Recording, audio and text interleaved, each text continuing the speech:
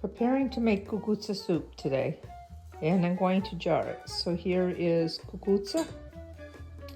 I have 2 of them. They're a slightly different breed, so that's why this one's a little bit shorter.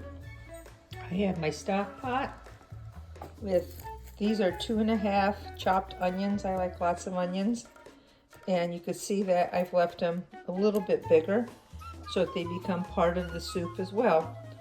So I'm going to go peel the cucuzza, chop it up, and then we're going to saute the onions with some olive oil and show you the next step. Here's my onions, they're sauteing. I did put in close to a cup of olive oil. I mean, it is a soup, you want it to be light, but that's where it's going to get most of its flavor. Very important, cook on medium. Especially for 2 reasons. One is olive oil has a lower burn point and you don't want to stain your pot. But also there's no reason to hurry up and cook it. It cooks better, the onion's gonna simmer better if it's at a lower heat. We're not gonna brown the onions, we're just gonna make them a little bit softer and golden. And then here's the cucuzza. I peeled it with the potato peeler, cut it into some pieces here so you can see the size. And as soon as this is golden brown, we'll put in the cucuzza. That's the texture that I want in the onions. The way I either use Vandalia onions or yellow onions, but more of a sweet onion. And we're gonna dump in the cucuzza. I'm just doing this with one hand, so it's not as easy. And a little bit of a skewer so you could see the cucuzza to onion ratio. It's already looking good. And I do jar these for the winter. They are ready to open and make now. I'm using red gold. Red gold is good. De Fratelli is good. Just use a good diced tomato mix. And this is diced. If you like your tomatoes smaller, you could use petite. I really prefer the dice. I think it makes the soup taste a lot better. And I use 3 small ones. And again, this could be a preference. If you're not big into tomatoes, you're probably going to want to use 2 and not 3. And then we're going to put in some water. The water that I'm putting in is just enough to cover it. I don't want to over cover it. And it was about 1 liter of water. The cucuzza itself is going to add water to the mix. Now I'm going to go pick some fresh basil and some finirumi to add in, as well as salt and pepper while this cooks. What I've added here is fresh chopped basil leaves and finirumi leaves. So if you're Sicilian, you're going to know what the finirumi are. If you're Italian, you'll probably know. Basically, the cucuzza plant has leaves, so you could take those leaves, chop them up. They're great as a vegetable. If you don't have the plant and you're just buying the cucuzza at a farmer's market or not, you're probably not going to have that.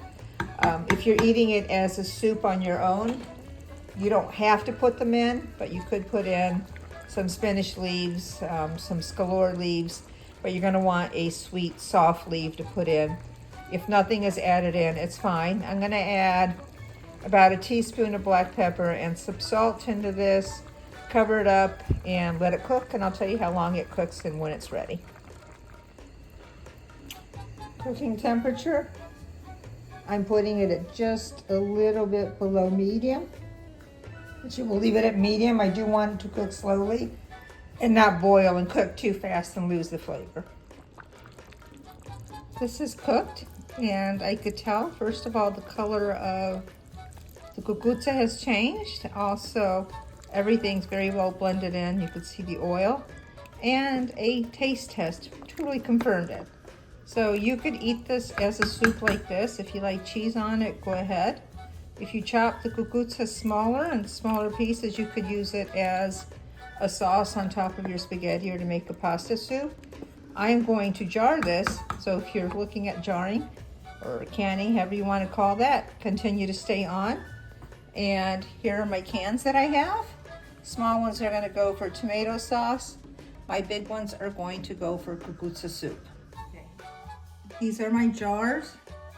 They are pre-washed, sterilized, and what you want to be careful with, because this is somewhat of a dangerous thing here, is fill them a little bit so it starts to heat the jar and there's less of a chance that it's going to explode on you.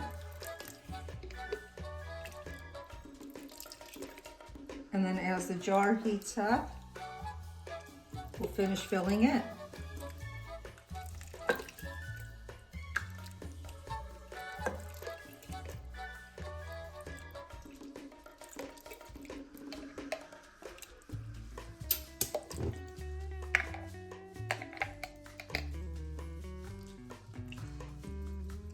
Okay.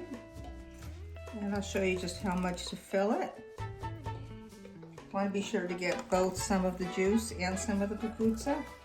I ended up putting in 1.5 liters of water to it. It didn't give out as much juice as it sometimes does, so you'll have to be creative with that. Here's the lids. You can reuse them, but you could also buy the replacements. Very important, it has to be sealed perfectly. And 1 second here. We also need to be sure that the mouth is very dry, so if there's no moisture in it, can't have any mold. Taking some out to give it room. You can see where it's filled to. It's filled to the very rim. Here's the lid. Lid is also very dry. I'm going to put this on and tighten it. And then the next step is going to be filling the other jars and then a hot bath on it, and I'll show you the hot bath next. I got 4 pretty decent sized jars here. I have my pot. I filled it about almost 1/3 with water. So we're going to see how much water these take up. And don't put them directly into ice cold water. Put them into a warm. Okay, so now what I'm going to do is I'm going to add water till it's right about here in the pot. At that point, we're going to let it boil for a little bit, and these will cool down within the water themselves. We're going to give the lid a final tightening. I like to write on the top of the lid the date that they were made, so if one goes bad, I know which batch it was. And that's it. That's how to can your cucuzza con pomodoro pelato. If this was helpful, please subscribe.